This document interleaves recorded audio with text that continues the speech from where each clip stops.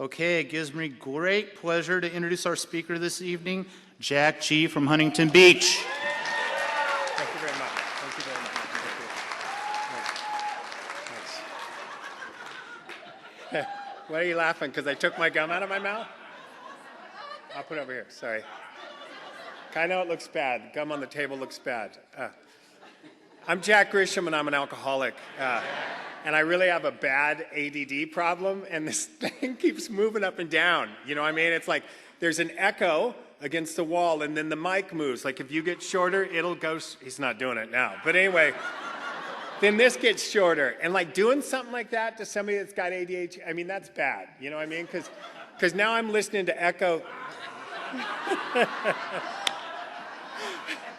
Because now I'm listening to the echo on the back wall to figure out what I just said. So that's right. Get the kid up here and make fun of him. All right, anyway, I love being sober, and I love being here, and thank you for having me. It's a very uncomfortable honor to be out here. And it is because I'm not, I'm not so good in crowds. And my friends laugh because they go, what are you talking about? You're in crowds all the time. But I'm awkward in crowds. Either I talk too fast, I'm too chatty, you know what I mean? And I have to keep telling people, am I talking too much? Do you want me to continue? Is this okay? Do you want me to be quiet? Or else I listen with too much intensity.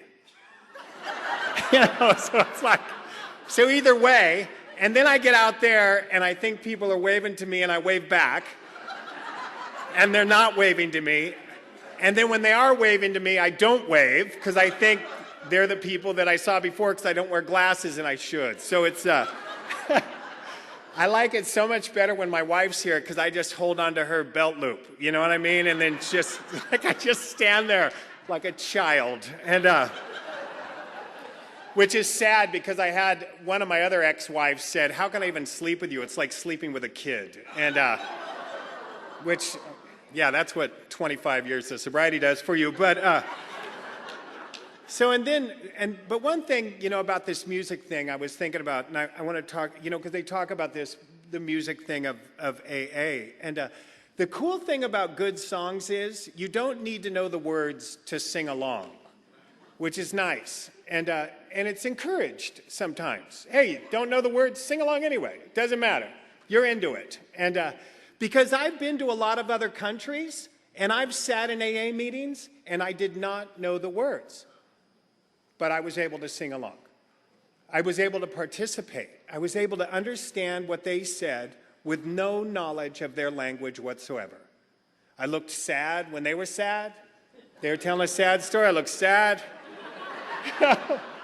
They were telling a happy story. I laughed. I got no idea what I was laughing about, man. But it felt good. And I'll tell you, I'm a book guy, and that's frightening.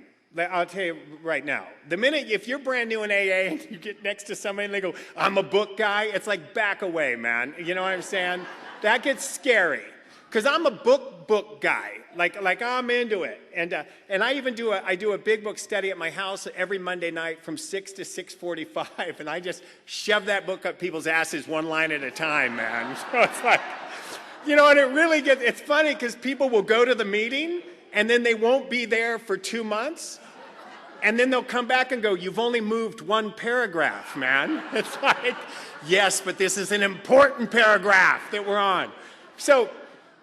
And it's fun to do, but I'll tell you, but when I first got started into that, like when I first started getting really involved in the big book of Alcoholics Anonymous, I got into it, and then I started really getting into it. You know what I mean? Like, where did Bill take this from? It's like, this was borrowed from the Oxford group, this was taken from Common Sense and Drink, whatever. It's like I'm hunting all this stuff down, where it came from, right? And just tearing it apart, and old dictionaries, and what did he mean by this, and blah, blah, blah, blah, blah. And then I started going into meetings and judging you guys, because you weren't doing it right. And it got scary, man. It was like, I'd be mumbling during the meeting. That's wrong, that's wrong, that's wrong. God, I felt sorry for the new man sitting next to me. I'm going through the meeting mumbling the whole time, And then, after the mumbling, I got confrontational, right? Because we're talking about people's lives here, bro. It got confrontational. And somebody would say something in the meeting that was way off. way off. And I'd come up to them and say, where'd you get that? And they'd look at me and say, I got it from my sponsor who got it from his sponsor. I go, well, then your grand sponsor's an idiot. You know, it was ugly. It was ugly. And then it got to the point where it was Jack Grisham, party of one at the meeting. Now, at the same time, I'm seeing a Jesuit brother because I didn't grow up in any like kind of religious background. I mean, I had some Baptist grandparents that shamed me pretty hard, but no real, nothing real, you know, that I was involved in. But I wanted to talk to somebody about God. I wanted to talk about God stuff to people. And I don't know if you guys are aware of it, but we talk about God in here way different than they talk about it out there. Like even really strong religious people, we talk about God differently. They talk about God like God's up here and we're paying homage to God. We talk about God like, yeah, God and I just ran over to Taco Bell and got a couple of burgers. You know what I mean? It's different, right? And when I first started wanting to talk to people about God, I'd see them, I'd see these guys and they'd have at least my God at the time, they would have a Bible out, right? And I'd walk up and go, hey, we got the same dad. How are you doing? You know, and they'd shut the book, you know, and just like look away, you know. I mean, whatever, it stopped them from talking with me, but the bottom line is I wanted to talk about it with somebody. I wanted to ask questions. I wanted to find out, how'd you believe? Did you struggle with faith? What was going on? And most of the guys I wanted to talk about were dead. I wanted to talk to them. They're already dead. And Scott Redmond had turned me on to Anthony DeMello. So I really got into listening to DeMello, but then he's dead. So I'm thinking, who can I talk to? So I actually contacted Anthony DeMello's people, who threw me up to some Jesuits in New York, who threw me out to a Jesuit down here in Southern California. So I started seeing this Jesuit brother. And we would go in and we'd just talk about God. That was it. He'd go, Jack, what are you studying? What's going on? And that's how those conversations started. Okay, now I'm tearing apart the big book. The AA big book, I'm tearing that apart line by line. So I jump in and start tearing apart the New Testament line by line. Everything. And I finally come up to Brother Charlie one morning. I go, Charlie, what do you think is the best translation of the New Testament? Because I'm thinking he's going to say, you know what, Jack, you really need to learn Aramaic on this one, you know, whatever. And I'm in. I'm getting ready to get love and service in Aramaic tattooed across my back. I'm in, right? I get a bit intense at times. And so I say, hey, what is the best translation of that book? And I'm coming in hot, right? And Brother Charlie looks at me and he goes, man, it is such a shame that you're that hung up on the words. I go, what? I'm thinking he's going to say, Jack, I need you to study this scripture. He goes, you know what, man? He goes, I don't want to hear another word of scripture coming out of your mouth. Again. He goes, what I want you to do is I want you to go down to the beach, because I live down by the beach and I take a walk in the morning. He goes, what I want you to do is I want you to go down to the beach and I want you to take a walk. And before you take that walk, I want you to ask God to walk with you. And I want you to be quiet. And I want you to listen. So that's what I did. I went and took the walk, asked God, come on, let's go. Started taking that walk. Through that listening came a realization. When we talk about meditation in Alcoholics Anonymous, a lot of it was from an early Christian connotation, which basically means contemplation. Not a complete emptiness, but to think about what we're involved in, the morning reading, the book, anything we read spiritually. How does it affect us? How are we involved with this? Contemplation. So in that walk, I started thinking. And what I realized I was doing by tearing apart every line in the big book of Alcoholics Anonymous, by using that dictionary and going in and tearing it apart and where it came from, what I was basically doing was trying to control the program of Alcoholics Anonymous. If I could pin you down to a word or a phrase, then I controlled this program and anyone that came in contact with me about this deal. What I also realized by tearing apart that other book, at the same time, what I was trying to do was control my God. If I could pin God down to a word, line, or phrase, then I controlled that power. I took another look at that big book that was so rigid and so hard, and took another look at it, and all of a sudden, all the rigidity had fallen away. We look at that third step prayer in the big book, and I love the third step prayer. I'm a big fan of it. If you're going to say it, you might want to know what you're saying. You know what I mean? It might be good to kind of get into it a little bit and find out what you're saying. And I love that third step prayer. And you know, we get our new people, we say, learn this prayer, say this prayer, learn it. Do you know what it says in the big book at the end of the third step prayer? The wording is optional. Optional. You can say anything you want for a third step prayer. Some people's third step prayer is, F it, I can't take this crap anymore. That is a very valid third step prayer. And in the 25 years I've been sober, I have actually seen more people stay sober on that prayer. When they come in and they say, I don't care what's going on in here. I can't do it anymore. I'm in. What do you want? I look at the fourth step in the big book. Wonderful step, lines and columns and rigid and laid out, blah, blah, blah, blah, blah. Do you know what it says before the fourth step prayer, before the fourth step columns? It says, we were usually as definite as this example. Usually. Sometimes we do other shit. Usually. Usually does not mean always. Usually. If you go back to the back of the book, there's a guy that does a four-step with Dr. Bob, and it's completely different than the four-step Bill did. Do you know how Bob did a four-step? He listened to these guys' inventory. He listened to their story, and then he took their inventory. Said, yeah, you're jealous, you're sarcastic, you're a loser, you know, whatever it is, you know. And he gave them their defects. And let me tell you something. I like it. I mean, if you're brand new, and you want to do a four-step, go ahead, and it's a great example of willingness and follow lines and columns, and that's great. You want to do a real four-step? Give pencil and paper to anyone that knows you. And you have them fill it out. Because I'll tell you, man, you will have a list of defects the likes of which you have never seen before. And if you even want to go further, give pencil and paper to your enemies and ask them what they think of you.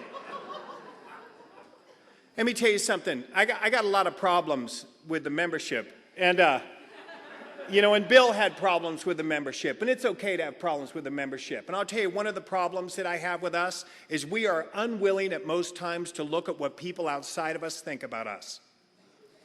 Just for the fun of it, sometimes I'll get on the computer and I type in F-U-C-K-A-A and hit enter. Why not? I want to see what they're thinking about us. I want to see why we failed. Why have we failed? Why are these people online saying that we have failed them? Why are you not willing to look at that? Why do you sit there and go, oh, they're sick, that's why. No, I'm sorry, they're not all sick. Some of them have come in, dealt with us, and have negative experiences by the way we treated them. Let me tell you something. Do you know there's not one person on that internet that's upset about us because we could say you can believe or not believe however you want? Do you know that nobody complains about that? Do you know that no one on the internet complains that we take our inventories and admit our faults? Those guys admit they're assholes. I hate them. Never. Do you know that nobody on that internet is upset with us because we pay our old bills? I hate those guys. One of those AAs owed me money and he showed up and paid it off. Never. They're upset with us when we step outside the traditions. When we try to be controlling, manipulative, when we want to come in and step in and run people's lives, when we want to supplant God. When we walk around saying, trust God, trust God, trust God, and we don't got enough trust in that same God to step the hell out of the way. When we're not willing to let a new man have his own experience here, that's what they're upset about. That's what they get mad at us for. Anyway, I went through that book. I am a little opinionated, too. I'll just warn you that. And, however, The word sponsor does not appear in the big book, but the word respect for others' opinions does. So anyway, all right. So I went through that whole book, and everything in on that whole book, all the rigidity, everything fell away. It all fell away. All of a sudden, there wasn't any rules or lines or anything anymore. And at the end of the whole program, Bill sums up this whole experience in 4 simple lines. He says, abandon yourself to God as you understand God. Admit your faults to you and your fellows. Clear away the wreckage of your past. Give freely of what you have and join us. Very simple. Very simple. Dr. Bob boiled it down to 2 words, 3 words. Love and service. Love and service. I got a great letter from Bill Wilson. So lucky that Bill wrote so many of these letters. I got a great letter that Bill wrote, and he said, I hope that Alcoholics Anonymous never becomes frozen or rigid in its ways of doing or thinking. That within the framework of Alcoholics Anonymous, the ways are apparently legion. Legion. Open-mindedness. Sometimes I wonder, when they say that one line when we're going through the promises in the book and everyone says, oh, the promises have materialized, the promises. Has more will be revealed materialized? Think about that. You go in some of these meetings and guys sit there and say, there's nothing new in AA. Everything's been said over and over again. How sad. If everything's been said over and over again since 1939, how sad is that? How sad is that more has not been revealed to us? Anyway, I'll tell you how I got here. I was living at my mother's. And if it was up to my mother, I would still be living at my mother's house. Right now. The Al-Anon people never got one hand on my mom. The blood of the lamb was spray painted on our front door, and the Al-Anons just drifted right on by. I had the kind of mom where I would go to jail, and when I got out of jail, she'd say, they're always picking on you, sweetheart. I'd be in the neighbor's yard, passed out with my pants down, anytime, day or night. And if the neighbors had balls enough to come over and complain, my mother would say, leave him alone, he's an artist. Rough. And she hasn't, changed. Still, I tell you a quick story. I've had a lot of women sponsors, and I always tell these guys, if you want to learn how to be a man, you're not going to learn how to be a man by just going to men's meetings. It's not going to happen for you. Because I'm going to tell you that women have a whole nother idea of what a man is than these men are, You want to be a man, go to a woman sponsor. You know what I mean? Talk to some women, you want to learn how to be a man. And it goes the same way with the women. You want to learn how to be a woman, go to a man. Ask some questions, because the ideas are different. Women taught me how to be the dad I am now, the husband I am now. The women on the program taught me how to be that, because they told me what wasn't okay with them. Anyway, my mother, I've had a couple of women sponsors. And it's sad a 52-year-old man still talking about his mommy, but we're going to anyway. And one time my mother gave me clothes for Christmas, and I don't even know where they find this crap. You know what I mean? It's like this Twilight Zone store that only opens every 2 weeks or something. It's like, so she got me all matching clothes from like 76 or 77, whatever it was, and they were all brand new too, right? And it was a whole outfit. It wasn't just like a shirt and pants, right? And so I call her up on the phone. I go, hey, Mom. I go, hey, thanks for those clothes. I go, they were all mediums. And she goes, that's the size you should be wearing, fatso.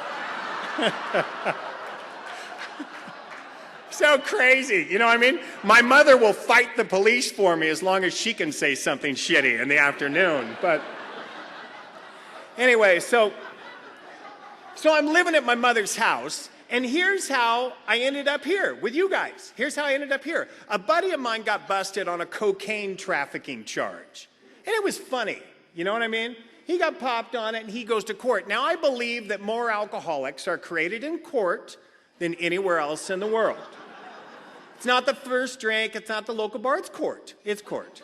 Because hundreds of thousands of us go into court every day, non-alcoholic.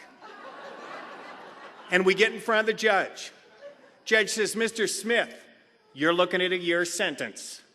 But if you were an alcoholic, you could do a 90-day treatment program. I'm an alcoholic, Your Honor. Right? Everybody is now, right? Not so. Not so. For the new people that stood up, I'm going to do you a favor right now. I am your friend, and I'm going to do you a favor. Let me tell you something. If you're brand new in here, and when you're brand new and you're telling us how much you love it and what a great time it is to be here, it's like, stop now. You know what I mean? We know you're blowing smoke up our ass. We know it, right? It's like my friend Frank Honeycutt used to say, if you're happy to be here, you're too sick to stay, son. You know, it's like, I'm just talking when you first come in, right? Nobody's happy when they first come in. Anyway, so, and I'll tell you, you might as well tell us the truth from day one, because love and tolerance is our code here, you know what I mean? So we have to love you no matter what you say. You can go to a meeting, stand up in the room, flip us all off, and we'll just clap until you keep coming back. It's like, yeah, you keep coming back, guy. Yeah, because, and I also found out that no matter what you say in AA, somebody will disagree with you. I don't care what you say in here. They argue these things like the Constitution up in here. It's unbelievable, man. And you could stand at the podium and say, the ocean's wet. Somebody else will stand up and go, not along the edge, it's not. No. No, it's not. Right? It's crazy. Crazy. Because I made that joke about more alcoholics created a court at this convention one time, and afterwards, this dude wants to talk to me, right? And he's huge. And I'm 6'4", 280, and I'm lying about the 280, man. You know what I'm saying? It's like, and he's huge, and he walks up, and he's got bad tattoos all over him, and he goes, can I talk to you, man? Oh, yeah, what's up? He goes, I did the year, dog. I go, then you're a stupid alcoholic. It's like, dude, if you don't got enough sense to cop a plea, to stay out of jail, you better come on up in here and start working some steps, bro. Because you're going to die out there with that weak game. Anyway, so this is what my buddy says. He goes to court and he says he's got a problem. He did not have a problem 2 weeks before that. I was getting loaded with him. You know what I mean? There was no problem mentioned. It wasn't like, hey, Jack, you know what? I think I got a problem. Why don't you clean up that last line of blow for us? Why don't you get that? You know, it was like, no, it was, are you cutting that even, dude? There was no problem mentioned. No problem mentioned, right? But now, because he goes to court, you know, he goes to court and whatever, and he's looking up doing some county time, now he has a problem. So they send him to a treatment center. And treatment gets up there and they start healing on him. Whatever those H&I guys are doing up in there, pumping them all full of the spirit, or whatever the hell is going on up in there, right? They start healing on him, and he comes out of that treatment center and he starts out as a reformer. A reformer. The big book says we're not supposed to start out as reformers, but he did. He came back to Long Beach with his crazy walking hand in hand with Bill, Bob, and Jesus trip, or whatever's going on. And I'll tell you, the big book says all sorts of stuff. I'll tell you one time I was just fooling around, because sometimes I actually like to read it, you know, and I was reading it, and I was thinking about, a lot of us, you know, don't really think about the history of the guys that started this program, right? They were hustlers. I mean, you forget that we're dealing with alcoholics. Do you know what I mean? Sometimes we look at, the saints that started this program. No. They were hustlers, hustling auto polish and doing whatever, you know, and coming up with all sorts of scams. I hear guys say, we got to get back to old-time AA. Really? Force each other to drink sauerkraut and tomato cocktails? Is that what we're into?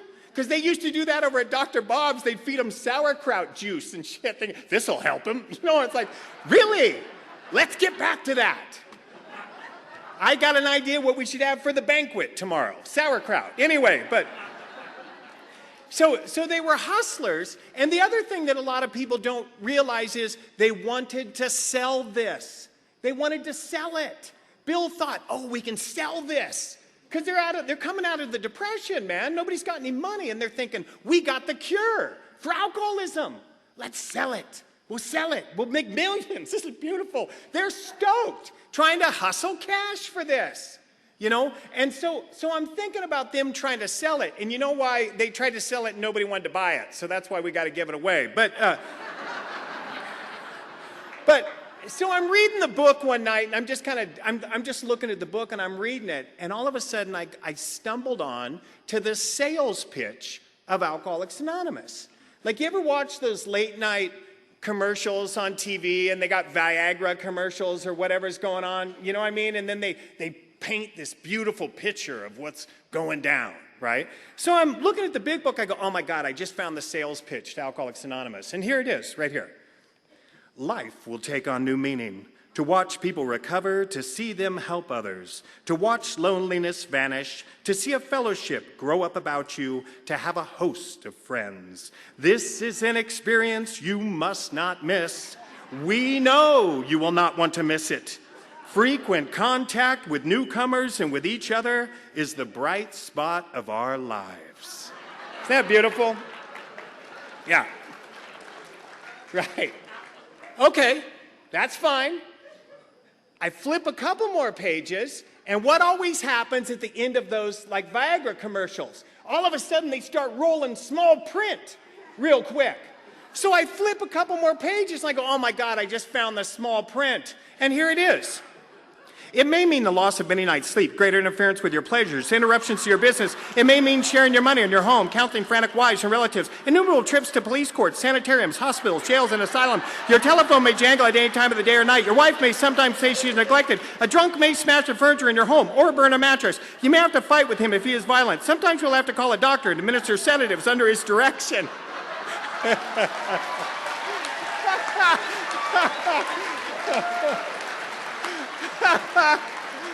Oh, Jesus, yeah. Hey, the book's loaded with shit like that, man.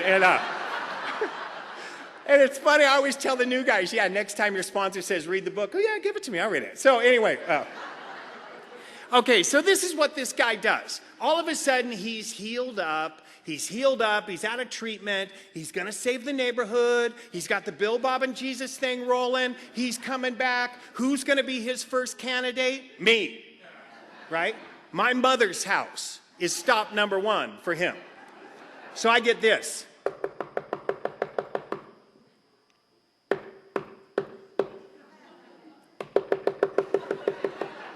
Hey, what's happening, bro? He goes, you got a problem, dude. I go, what? He goes, you've got a problem. You're an alcoholic. I go, no, I'm not. Live with my mom.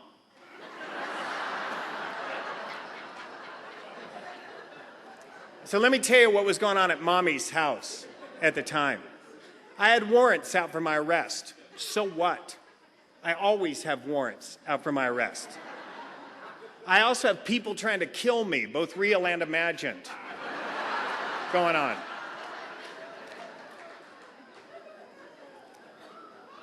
Real quick, just on a serious note, this is all seriousness, I guess. We are talking about saving our lives around here.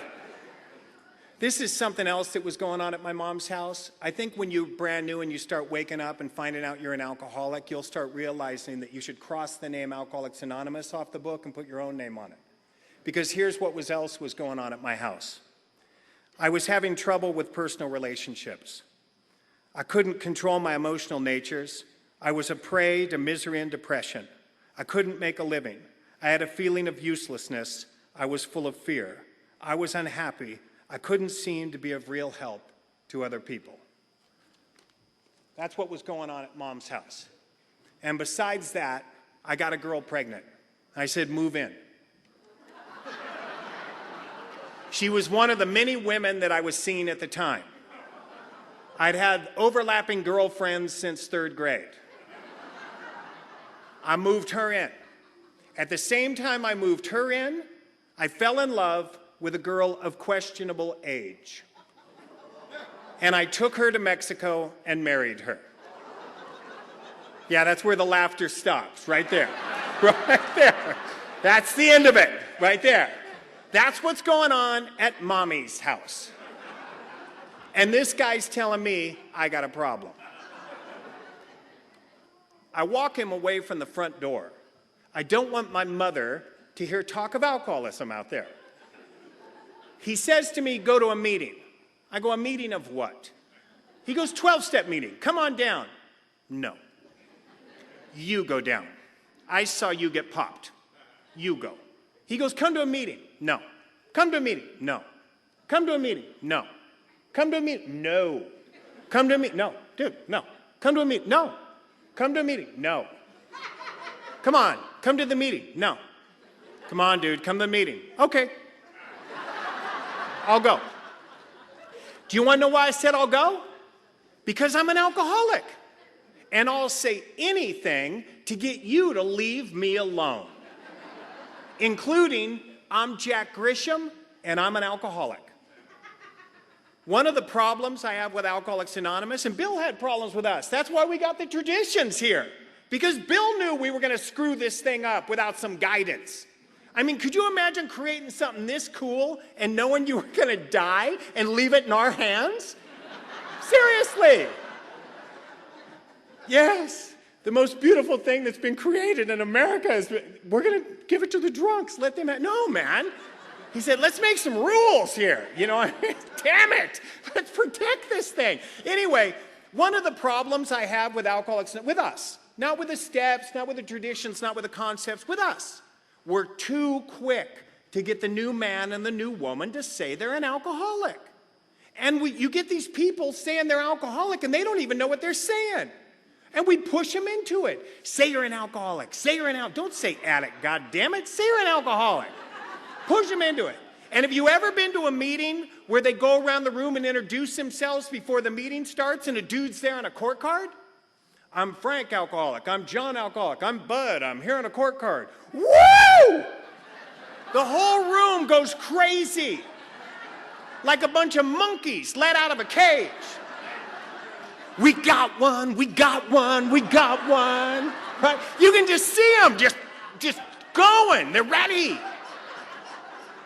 And then when the meeting starts, the whole meeting is dedicated to Bud and his denial. I remember when I, too, came in on a court card, Bud. Oh, the denial I was in. Anyway, let me tell you something. The guy's there because he got a 502. Got pulled over. He got pulled over. He was shooting a game of golf, shot a bad round, stopped at the clubhouse, had a couple of cocktails, pulled out and got popped. Got popped, got a 502 or whatever the hell they're calling it these days. And he went to court, and Bud was smart enough. When the judge said, you're looking at a year, Bud goes, I'm an alcoholic, bro. I'll go do some meetings. You don't think Alcoholics Anonymous is a scam? You don't think people use this as a scam? You don't think anybody in court has ever said, I'm an alcoholic to get out of a sentence? Wake up. Goes on all the time. All the time that goes on. I need help, Your Honor. Yeah, okay, bro. Go here. Not jail. Goes on all the time. Anyway, let me tell you something. The next time that guy's in a room and it goes around the room, I'm Frank alcoholic, I'm Jim alcoholic, I'm Bud, I'm also an alcoholic. Now, does he think he's any more of an alcoholic than he was before? No. No.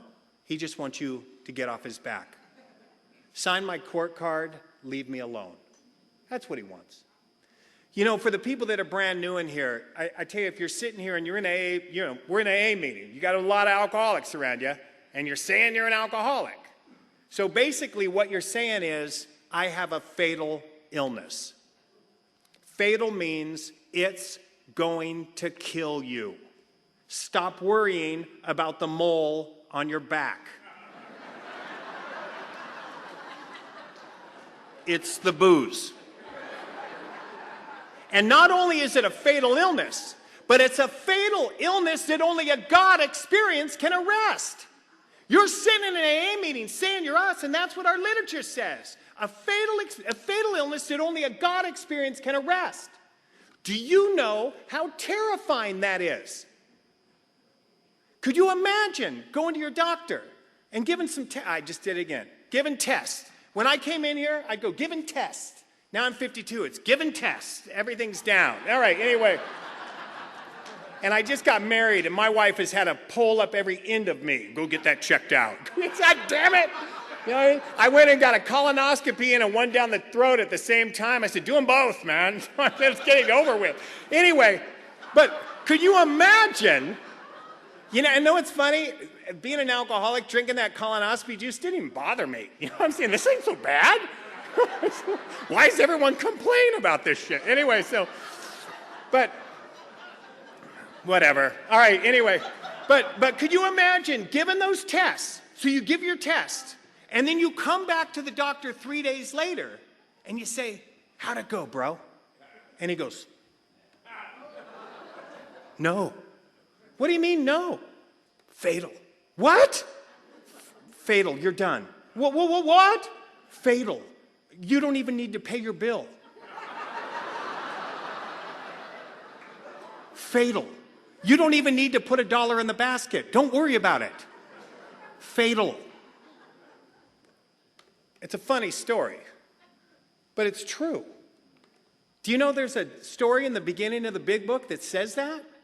I'm not even talking about a hidden story in the back. It's up in the front. The doctor says, hey, I don't even like treating people like you. And though not a religious man, I favor prayer in cases such as yours. That is terrifying. If you're brand new rolling up in here saying you're one of us, what you're basically saying is, I got a gun against my head. Trigger's cocked, bullets in the chamber, the gun's gonna go off, and the only thing that can stop this gun from firing is God, and I'm not connected. Terrifying, man. And yet you see these same new people not doing anything about it. Claiming a fatal illness, not doing anything about it. I've been shot at a few times, as you can imagine, and I'll tell you, when you're getting shot at, I don't care how tough the people are around you, how tough they are. When people start shooting, everybody goes down on the ground. And their voices go up like 3 octaves. Did you see which way it was coming from? You know, it's like, it's not till the car drives off, then they stand up and go, I would have kicked his ass, punk bitch. It's like, but when it's going down, man, everybody's on the ground because they think they're going to be killed. They think they're going to be killed, so they hit the ground.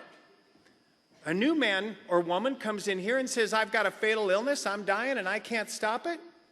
And they're not ducking. They're not getting a sponsor, not getting involved, not looking at the book, not taking a commitment, not treating this like they're going to get killed because they don't really believe it. They don't really believe it. We read in the book, big book, where it says, try to get these guys to believe they're an alcoholic. Go ahead, try it. Try to get them to see it. Impossible. Impossible. I hear these sponsors. There's a lot of sponsor pride in AA, man. And I'll tell you, I hear these guys go, I make my men do a first step. I make them do that first step. Really? You make your man or woman admit to their innermost self that they're an alcoholic. How the hell do you do that? I make my men do a third step. I make them do it. Really? You make your man or woman turn their will and their life over the care of God. How do you do that? Let's send your sponsor to the Middle East. Unbelievable. Let me tell you something. You can have these guys write everything down they want. You can have them write everything down. Oh, go red, write a first step. You go write it down, write it down, write it down. And you see if they all wake up by doing it. See if they all wake up by doing it. Some people will write that down or do whatever they're doing. They'll look at it and go, oh my God, I'm a drunk. Somebody else writes it down, looks at it and goes, those cops are pricks. Anyway, so I tell this guy I'm going to go to the meeting. I turn around. I walk, got an ADD swing with me. I'm in front of my mother's talking to my friend. All right, so I go to walk back into the house and I have a moment of clarity. And I think to myself, man, how often have you been drunk lately? Here this guy's telling me I'm an alcoholic. I thought, how often have you been drunk lately? I thought, you know what? I've been drunk every day. Every day for as long as I can remember. I've been drinking, smoking weed, taking pills, little cocaine, whiffing Pam, every day for as long as I could remember. And I woke up just a little bit. And thank God it was only just a little bit. I can't imagine what would happen if you woke up completely your first day in AA. How frightening that would be. Yeah, we got cookie, coffee, and rope for the new man. You can hang yourself now or go one more day, champ, whatever you want to do here. Because waking up to this is bad news. Sobriety is bad news. Let me tell you something. When the book says half measures availed us nothing, they're not talking about halfway through the steps avail us nothing. They're talking about the first half is stopping drinking. The second half is doing the steps. Half measures, if we just stop drinking, it will avail us nothing. Nothing. Because sobriety for an alcoholic with no program means death. That's what it means. And we will go back or we will kill ourselves without the solution on the second half of that measure. Anyway, I saw the drinking and using and I said, okay, I'll go to the meeting. And the meeting I went to was the Rap Center in downtown Long Beach. My buddy Dickie remembered. Bad news, man. You know, it was the kind of meeting you push your shopping cart up out front and go inside. It was, you know, one of those, man. And my mother found out I was going, right? So she's like, gave me some money for the meeting, you know. Are you going to that A&A, sweetheart? Yes, I am, Mom. Do you want a couple dollars for coffee? I need 40. They got dues down there. Anyway, so I got two 20s from my mom in my pocket. And here's how I roll into my first meeting. I have a pair of ragged old shorts on, these ragged shorts, and I actually still have a square from these shorts. I was sober when I was throwing them out. I thought, oh my God, there they are. So I cut a square out and I saved it. In case I ever get too cocky around here. You know what I mean? I can just look at the square and go, all right, I'm sorry. Anyway, so I got these ragged old jeans on. I got this Dickies work shirt with cigarette burn holes all over the front of it, right? Because I'd be smoking. Now I got to say something to you. So I put my smoke down. And then somebody would come up and go, dude, you're on fire, man. No, you're on fire, asshole. You know, just idiot. You know what I mean? Feel free to Google me. You'll find 200,000 pages of idiot all over there. I did have nice shoes on, though. I attended my buddy's wedding, and I kept the shoes he got from me. And so I had these black, shiny, patent leather shoes on, you know. And my hair at the time was down to my elbows, full of knots, and little do I know there's a Jolly Rancher in the back of it, right? I guess I had been drinking, and then I passed out, and then the Rancher just fell out and slid around into the back. And then I got up in the morning and just like, oh, I'm good, you know? It's like rough. And I walk into that first meeting, living at mommy's, looking like that, warrants out for my arrest, people trying to kill me, pregnant girls here, this here, that here, total mess, all those things in the bedevilment's going on. I walk into that first meeting, loser, scumbag. Yep, I know that dude from school right there. And I'm not like you. And let me tell you why I'm not like you. Because I'm a smooth drunk. I'm a Cary Grant drunk. That's what I am. I start drinking, and the first place it hits me is right here on the cheeks, right on the top. And they get tingly right around here. They get nummy right here. Take another drink, I start smiling big. Another drink, I start smiling even bigger. Another drink, and all of a sudden I want to wrestle you. Unbelievable, man.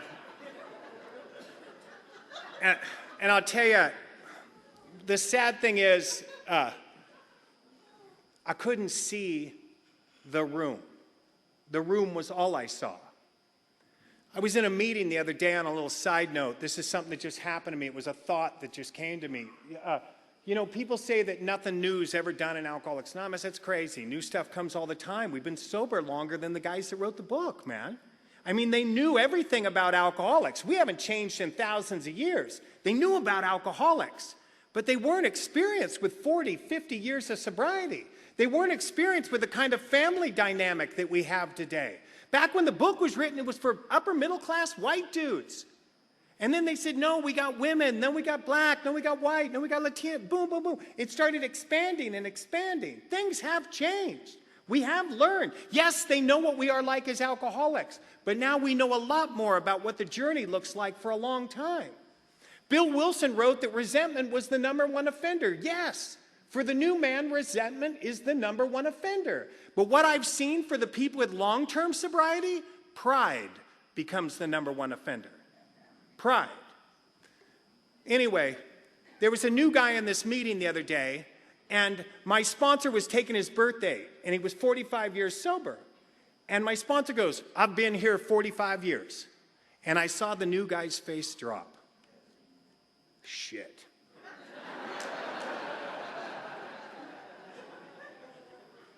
45 years? You've been right here.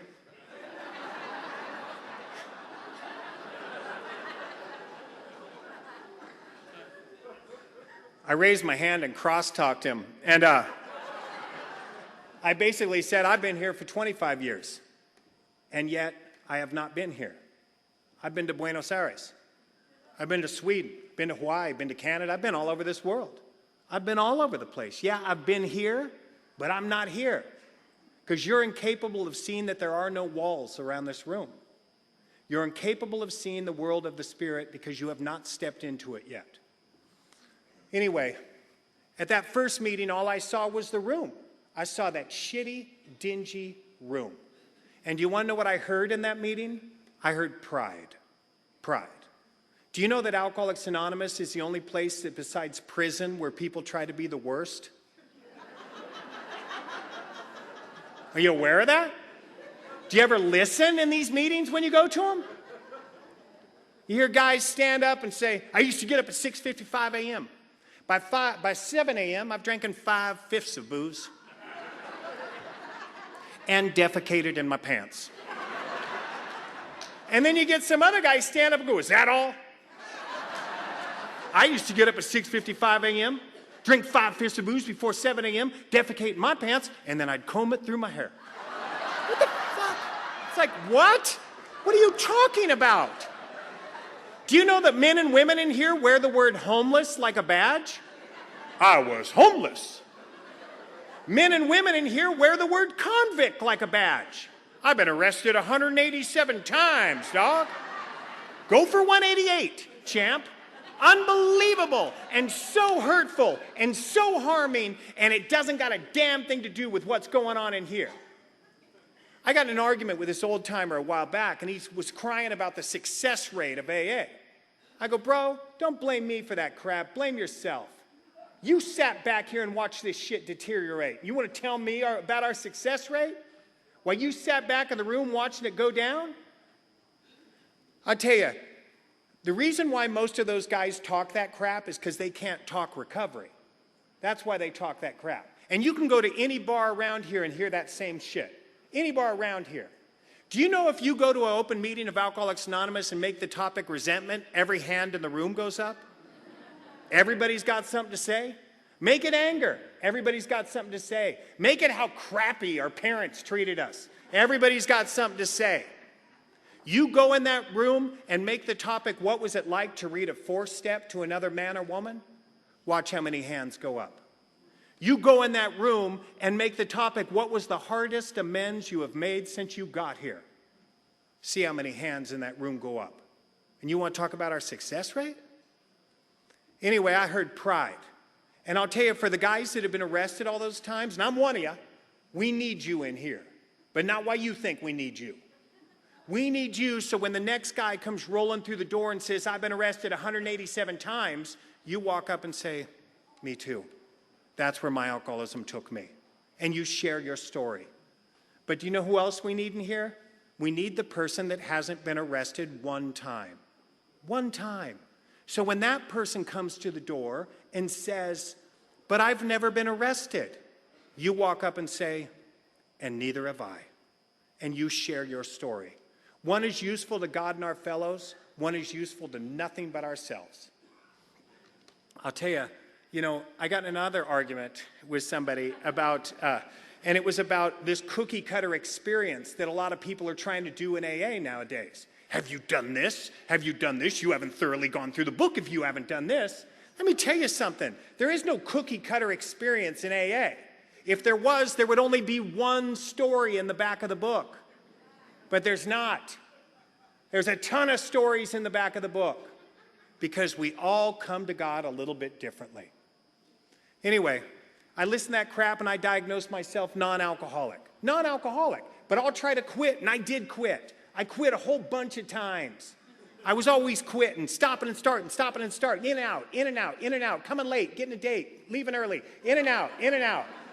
And on one of these times I quit, I got 30 days. October of 1988, I got 30 solid days. No meetings, no God, no nothing, 30 solid days. And on my 30th day, I got a job as a bartender. Because I thought that'd be a good job. And you know what? Being a bartender is an excellent job. If you have properly worked a first step, being a bartender is a wonderful job.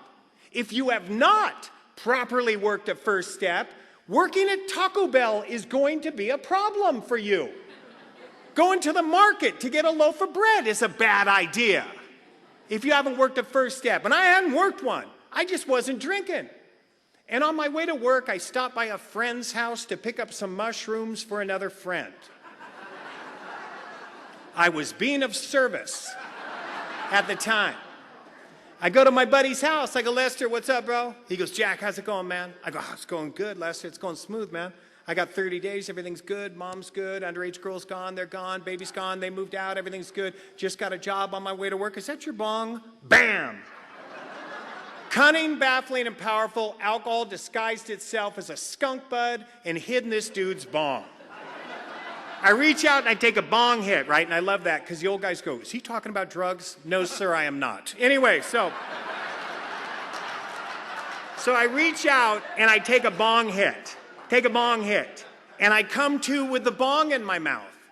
And I think, oh my God, I just took a bong hit. Here I am, I'm sober, I'm stoned. Bam, that fast. Do you know that the big book talks about that? It does not say the word bong. You will not find the word bong in the big book. But what it does say that's even more frightening is strange mental blank spots while sober. Not drunken blackouts, sober blackouts. Sometimes I get these new guys and when they come in, they want to tell me how crazy they are. Like they got to pass a test to get in here. It's like, dude, you're sitting in an AA meeting asking me for help. I know you're a mess. Don't worry about it, bro. Let's just get to work here. And they'll go, Jack, I was so crazy. I was so insane. I was sneaking and creeping and going down alleys with my pants down. I hadn't slept in 7 months. I was insane. It's like, dude, you're not insane. You are on drugs, sir. God rest, give Mother Teresa speed for 2 weeks, she'd start building bikes. It's got nothing to do with it. Nothing to do with it. And as a matter of fact, they can't even find out if you're insane until you're sober. Sober is when you find out you're insane. And if you're struggling with the concept of insanity, switch it with delusional. I'm not fat. These pants are tight. Delusional.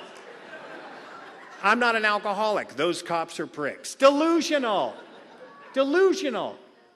Anyway, I take that bong hit. I come to with the bong in my mouth. I think, oh my God, I just took a bong hit. Well, what now?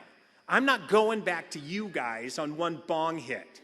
I mean, yeah, I surrender. I took a bong hit. I'll be GSR. Whatever you want, right? It's like, no, I don't think like that. My first thought was, oh, bong hit, no big deal. You overreacted. You had 30 days. And anybody that can get 30 days definitely does not have a problem. And I'm starting to get a little dry from the weed. I need a little drinky poo to wash it down. Well, now I'm drinking and smoking weed. Just like Bill was drinking and taking sedatives. Same time. And since I'm drinking and smoking weed, these mushrooms are surely not going to get delivered. I went to work and I was fired. Half an hour on my first day, which is not a record around here. I laugh sometimes. I see these guys and they're wearing the big medallions and they're peacocking around AA. You know what I mean? Like they want to be king of the drunks or something. Like they want to be king of us. I love that. King of the drunks. Anyway, it's so crazy. Go to a meeting one time and go, yeah, I got fired half an hour on my first day. Somebody else will raise their hand and go, I got fired in 15 minutes on my first day. And then someone else will raise their hand and go, I didn't even go on my first day. Crazy. Whoever would want to be kings of us can have it. And anyway, so I'm out on the street staggering around, and one of you guys sees me. And he says, hey, he was a 12-step guy. And he goes, Jack, can I help you? And I'm 5 grams into a very bad night by this time, right? And I say, yeah, can you take me to my mom's house? I'm losing it, man. And he goes, yeah, sure. He takes me to my mom's, and when he drops me off, he says, we'll talk tomorrow. I'm like, all right. I get it. I know what we'll talk tomorrow means. We'll talk tomorrow is code word for lecture. It means you're too hammered to yell at right now. I'm going to come back in the morning and yell at you. I mean, even the big book says don't work with wet drunks, right? They tell us, unless the family needs help, don't work with them. Know why? Because they don't know what you're talking about. Have you ever seen 2 wet drunks trying to help each other? They speak a whole different language, man. It's like the one guy will look, that's some too fat, take it back into Silida. And the other one looks at him and says, not anymore, we will take it back with you. It's like, what? They don't even know what you're saying, man. Anyway, so the next day, me and this guy are talking nice on the phone. And he's not saying nothing about me being loaded. He's not bringing it up. And I go, dude, man. I go, oh, man. I go, I was hammered last night, huh? He goes, yep.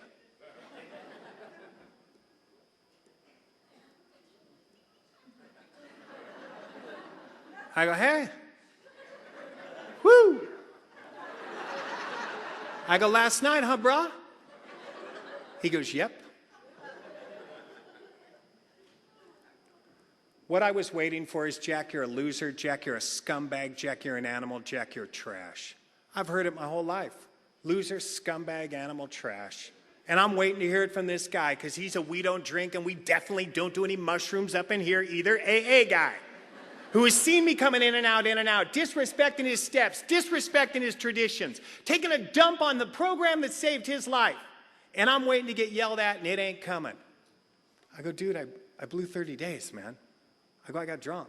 He goes, yeah, Jack, I know. He goes, you know what? You're probably an alcoholic. And if you're an alcoholic, you can't stop drinking. And if you do stop, you can't stay stopped on your own power. That was the first time in my life I ever heard that. And I wish he was still here, but he is not. 2 weeks after that, on November 13th of 1988, he left these rooms, he relapsed, he died that night in the car. That man's name was Don Langston. I owe my sobriety to him. When I turned 15 on this program, I went and laid a chip on his grave, looked down and read his headstone. He was only 21 years old when he died. Here's what I learned. You can come in here brand new,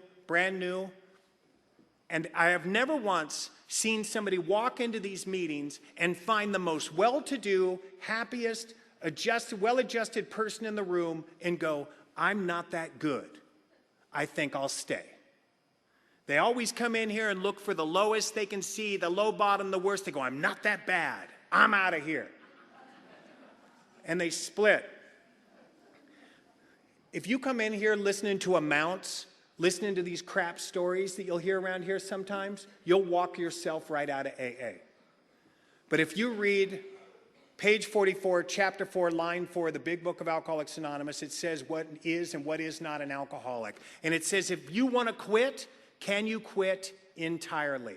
Entirely. Meaning, ask yourself if you're new, here on a court card, have you ever stopped before? Have you ever woken up one morning and said, I won't do it again? I don't want to do it. I feel like crap. I'm not in. Have you ever gone to jail and said, I don't want to be here again? Ever told a wife, parent, kid, I won't do it again? Why couldn't you stay stopped? Why'd you do it again? It's got nothing to do with amount. Do you know there's no difference from a housewife that has 3 glasses of wine a day? On Tuesday, the kids come home and say, Mom, please, don't do it. We don't like it when you drink. She says, sweetheart, with all the love in her heart, she says, sweetheart, I won't. Mom's not going to do that. The next day, she does it again. Do you know there's no difference between that woman and a bum laying in an alley sucking on a short dog with crap in his pants? It's the same exact disease.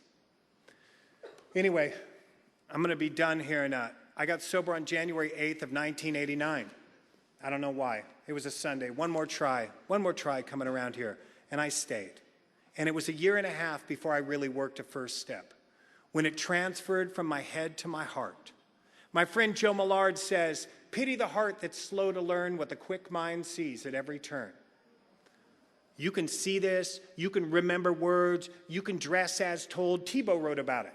Compliance versus surrender. You can do what you're told, but it doesn't mean you've changed. It doesn't mean it's coming here. You're just following orders. And there's a big difference between following orders and following heart. Anyway, I woke up and I started stumbling into this God thing. And this is what I want to end with. I got baptized, and I wanted to get baptized.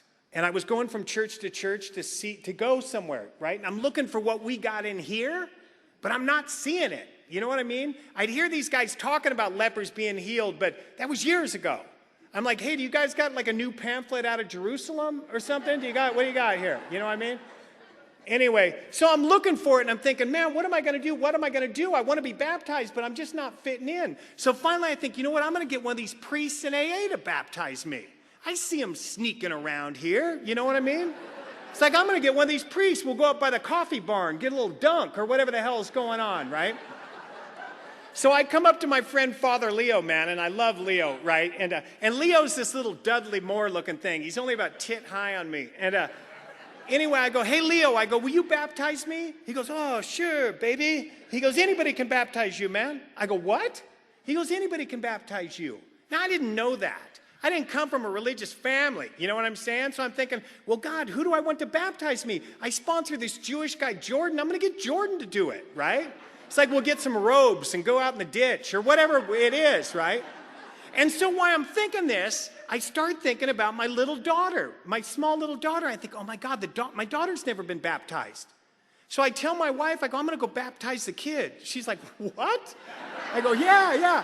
So I get this bowl of water and I fill this water, put water in this bowl and I fill it. And I say, God, please bless this water. You know what I want to do with it. Please bless this water. And I walked into my daughter's room. At the time, she's 6 years old, laying up on a bunk bed, no teeth, little freckles, cute little blonde little surfer girl, right? And I go, hey, sweetheart, can I talk to you about God? And she goes, yeah, sure, Dad. I go, do you know that God loves you? She goes, yeah, I do. I go, do you know we're all a big family? Yep. Yes, I do. I go, and that's why we bring people into our homes and help them reunite with their family and get them back together and we stick a hand out? Yes, I do. I go, and do you know God loves you? And she goes, yeah, Dad, I know. I go, do you mind if I mark you as one of God's kids? She goes, no, go ahead. So I dip my fingers in the water and I say, I baptize you in the name of the Father, Son, and the Holy Spirit. And I lean down and I give her a kiss and I say, I love you, sweetheart. I go, good night. I turn around to walk out of the room and this little voice says, can I do you? I go, oh, shit, yeah. So I get the bowl out and I go, get it. You know, and she sticks her little fingers in the bowl and she goes, Dad, I baptize you in the name of the Father, Son, and the Holy Spirit. And she said it perfectly. And then she put her hand on my neck and she pulled me down and she kissed me and she said, I love you. Good night. I ended up getting baptized by my 6-year-old. The word surrender does not appear in the big book of Alcoholics Anonymous, not the start, but the word that does appear is abandon, and it's from the French, and it means to derelict. Abandon self. Set it down, turn your back, walk away. Leave it. I have abandoned myself to God since that time, and I love being sober, and thank you for having me.